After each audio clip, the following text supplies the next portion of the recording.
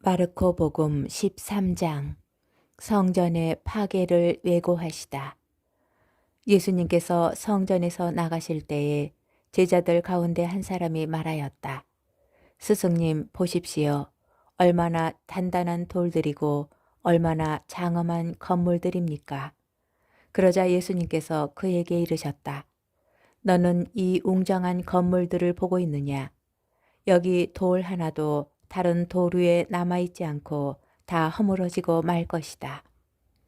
재난의 시작. 예수님께서 성전 맞은쪽 올리브산에 앉아 계실 때 베드로와 야고보와 요한과 안드레아가 따로 예수님께 물었다. 저희에게 일러 주십시오. 그런 일이 언제 일어나겠습니까? 또 그 모든 일이 이루어지려고 할 때에 어떤 표징이 나타나겠습니까? 예수님께서 그들에게 말씀하기 시작하셨다.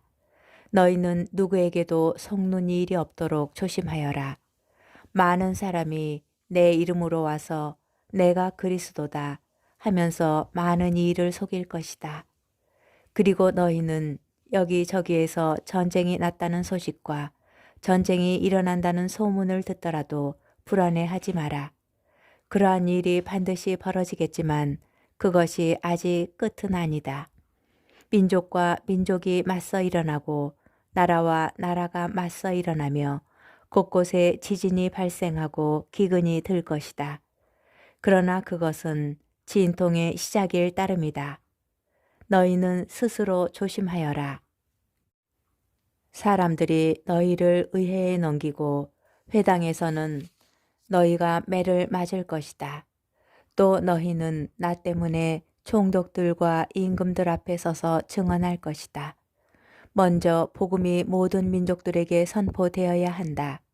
사람들이 너희를 끌어다가 법정에 넘길 때 무슨 말을 할까 미리 걱정하지 마라. 그저 그때에 너희에게 일러주시는 대로 말하여라. 사실 말하는 이는 너희가 아니라 성령이시다.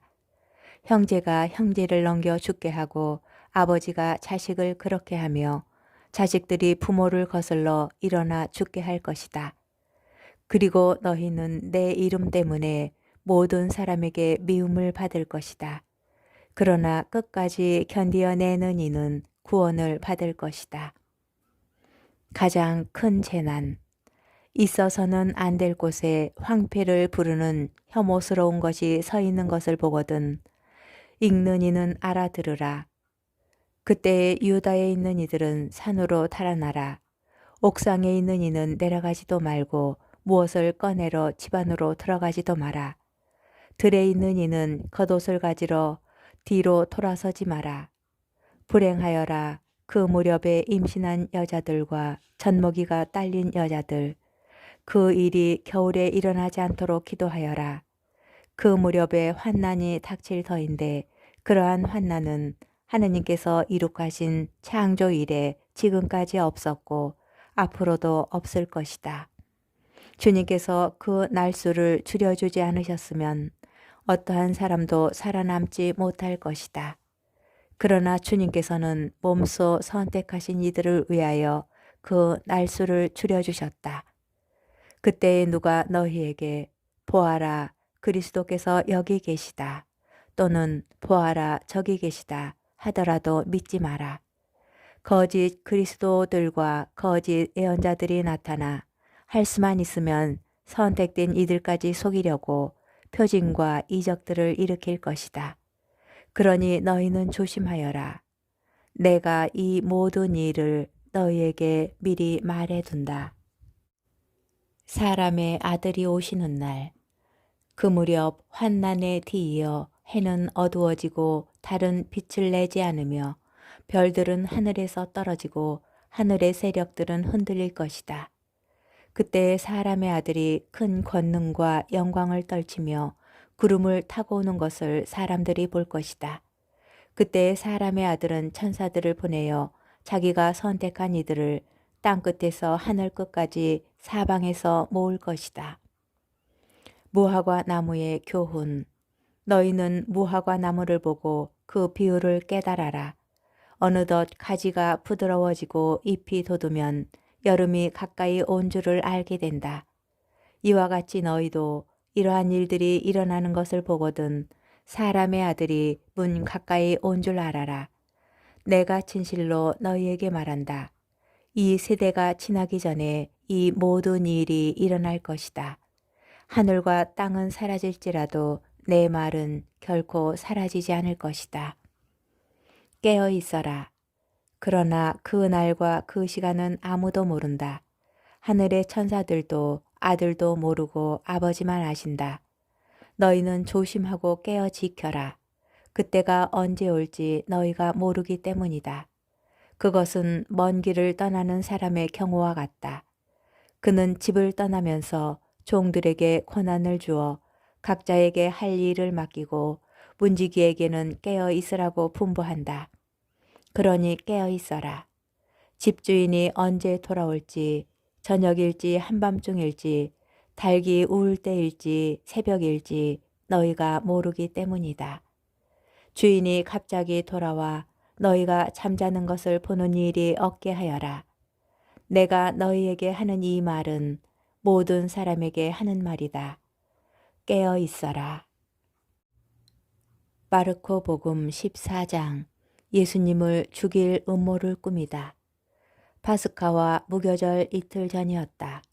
수석 사제들과 율법 학자들은 어떻게 하면 속임수를 써서 예수님을 붙잡아 죽일까 궁리하고 있었다. 그러면서 백성이 소동을 일으킬지 모르니 축제 기간에는 안 된다 하고 말하였다. 어떤 여자가 예수님의 머리에 향유를 붓다. 예수님께서 베타니아에 있는 나병 환자 시몬의 집에 계실 때의 일이다.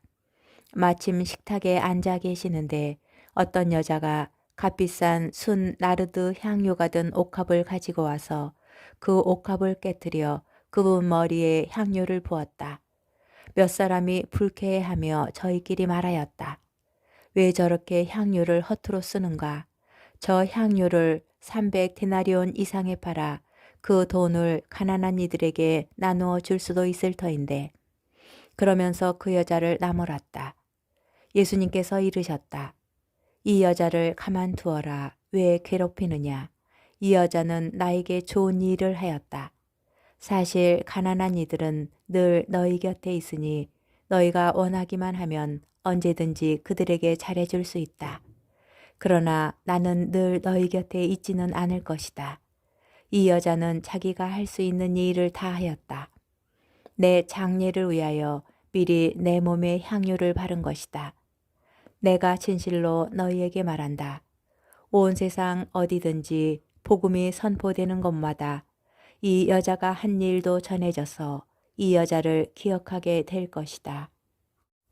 유다가 예수님을 배신하다. 12 제자 가운데 하나인 유다 이스카리옷이 예수님을 수석 사제들에게 팔아넘기려고 그들을 찾아갔다. 그들은 그의 말을 듣고 기뻐하며 그에게 돈을 주기로 약속하였다. 그래서 유다는 예수님을 팔아넘길 적당한 기회를 노렸다. 최후의 만찬을 준비하다. 무교절 첫날 곧 파스카 양을 잡는 날에 제자들이 예수님께 스승님께서 잡수실 파스카 음식을 어디에 가서 차리면 좋겠습니까? 하고 물었다. 그러자 예수님께서 제자 2사람을 보내며 이르셨다. 도성 안으로 가거라. 그러면 물동이를 메고 가는 남자를 만날 터이니 그를 따라가거라. 그리고 그가 들어가는 집의 주인에게 스승님께서 내가 제자들과 함께 파스카 음식을 먹을 내 방이 어디 있느냐 하고 물으십니다 하여라. 그러면 그 사람이 이미 자리를 깔아 준비된 큰 2층 방을 보여줄 것이다. 거기에다 차려라. 제자들이 떠나 도성 안으로 가서 보니 예수님께서 일러주신 그대로였다. 그리하여 그들은 파스카 음식을 차렸다. 제자가 배신할 것을 예고하시다. 저녁 때가 되자 예수님께서 제자들과 함께 그곳으로 가셨다. 그들이 식탁에 앉아 음식을 먹고 있을 때에 예수님께서 말씀하셨다. 내가 진실로 너희에게 말한다. 너희 가운데 한 사람, 나와 함께 음식을 먹고 있는 자가 나를 팔아넘길 것이다. 그러자 그들은 근심하며 차례로 저는 아니겠지요 하고 묻기 시작하였다. 예수님께서 그들에게 이르셨다. 그는 12 가운데 하나로서 나와 함께 같은 대접에 빵을 적시는 사람이다. 사람의 아들은 자기에 관하여 성경에 기록된 대로 떠나간다. 그러나 불행하여라. 사람의 아들을 팔아넘기는 그 사람은 차라리 태어나지 않았더라면 자신에게 더 좋았을 것이다. 성찬례를 제정하시다. 그들이 음식을 먹고 있을 때에 예수님께서 빵을 들고 찬미를 드리신 다음 그것을 떼어 제자들에게 주시며 말씀하셨다. 받아라, 이는 내 몸이다. 또 잔을 들어 감사를 드리신 다음 제자들에게 주시니 모두 그것을 마셨다. 그때 예수님께서 그들에게 이르셨다. 이는 많은 사람을 위하여 흘리는 내 계약의 피다. 내가 진실로 너희에게 말한다. 내가 하느님 나라에서 새 포도주를 마실 그날까지 포도나무 열매로 빚은 것을 결코 다시는 마시지 않겠다. 그들은 찬미가를 부르고 나서 올리브 산으로 갔다. 베드로가 당신을 모른다고 할 것을 예고하시다. 예수님께서 제자들에게 말씀하셨다. 너희는 모두 떨어져 나갈 것이다. 성경에 내가 목자를 치리니 양들이 흩어지리라고 기록되어 있다. 그러나 나는 되살아나서 너희보다 먼저 갈릴레아로 갈 것이다. 그러자 베드로가 예수님께 말하였다.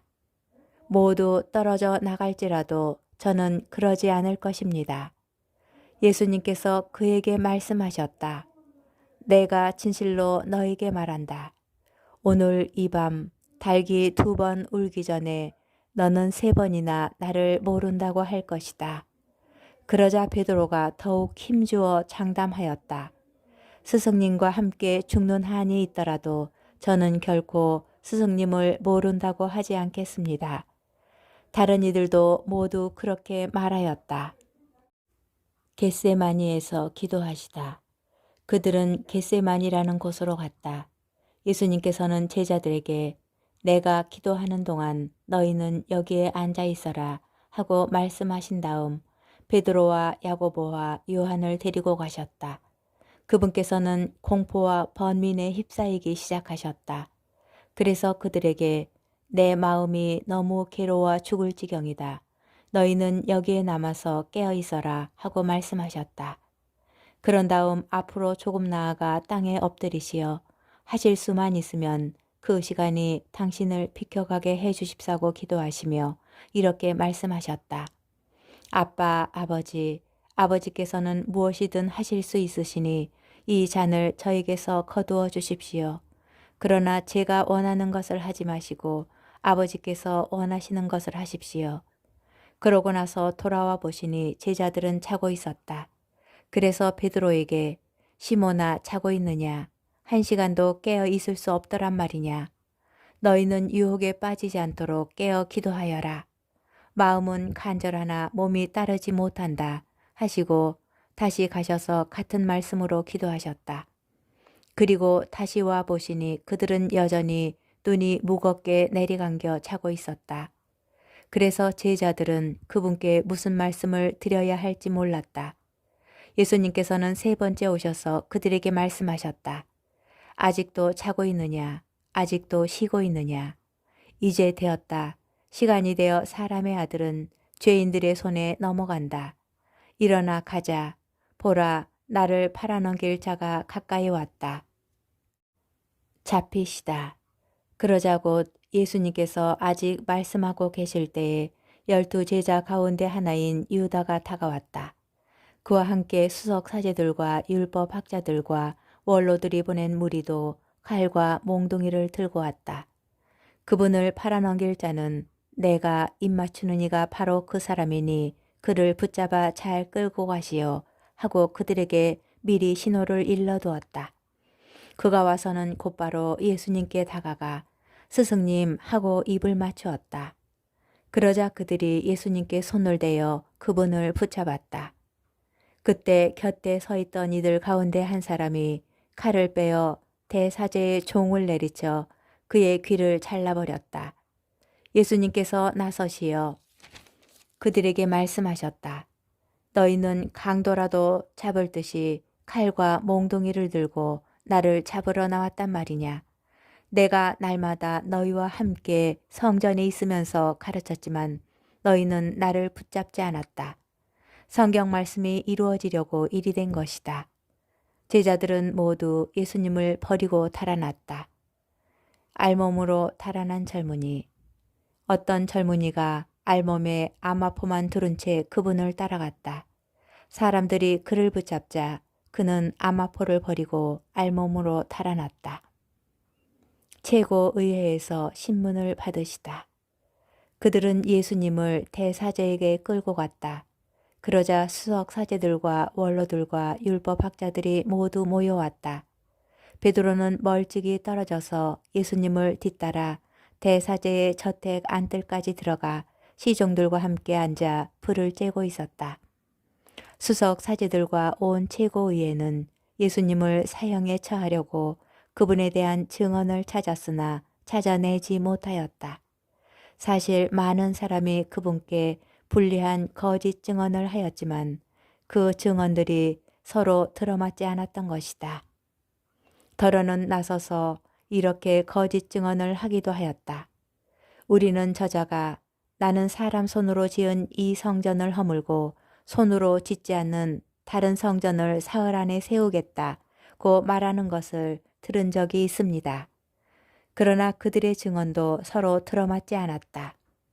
그러자 대사제가 한가운데로 나서서 예수님께 당신은 아무 대답도 하지 않소. 이 자들이 당신에게 불리한 증언을 하는데 어찌 된 일이오? 하고 물었다. 그러나 예수님께서는 입을 다무신 채 아무 대답도 하지 않으셨다. 대사제는 다시 당신이 찬양 받으실 분의 아들 메시아요 하고 물었다. 예수님께서 대답하셨다. 그렇다. 너희는 사람의 아들이 전능하신 분의 오른쪽에 앉아 있는 것과 하늘에 구름을 타고 오는 것을 볼 것이다. 그러자 대사제가 자기 옷을 찢고 이렇게 말하였다. 이제 우리에게 무슨 증인이 더 필요합니까? 여러분도 하느님을 모독하는 말을 듣지 않았습니까? 여러분의 생각은 어떻습니까? 그들은 모두 예수님께서 사형을 받아야 마땅하다고 단죄하였다.